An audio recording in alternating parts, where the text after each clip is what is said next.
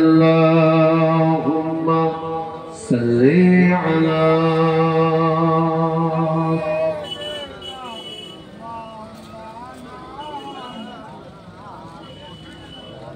وعلى آل سيدنا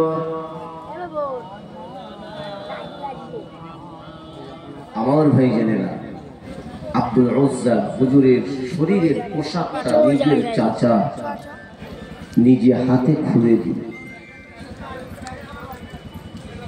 আব্দুল উজ্জা শরীরে আর কোনো পোশাক নেই। অপরাধটা কি?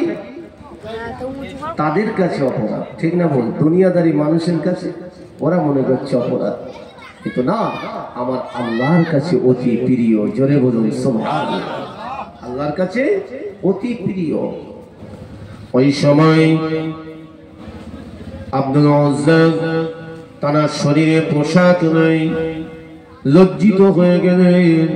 দুটো হাত দিয়ে লজ্জাস্থানটা দেখে ছুটে ছুটে ছুটে ছুটে ঘরের দিকে চলে গেলেন। আম্মা জানের কাছে চলে গেলেন। আম্মা জান, ও আমার আম্মা জান, আম্মা জান, আমি বড় বিপদে পড়েছি মা, আমার জন্য একটা পোশাক আপনি দেন, একটা কাপড় আপনি দেন। আম্মা জান, আম্মা জান ছুটে এসে বলছে, বাবা ছেলে, এ বাবা ছেলে, তোমার তো পোশাকের অভাব নাই, কাপড়ের অভাব নাই, তোমার শরীরটা ক্ষত বিক্ষত, তোমার শরীরে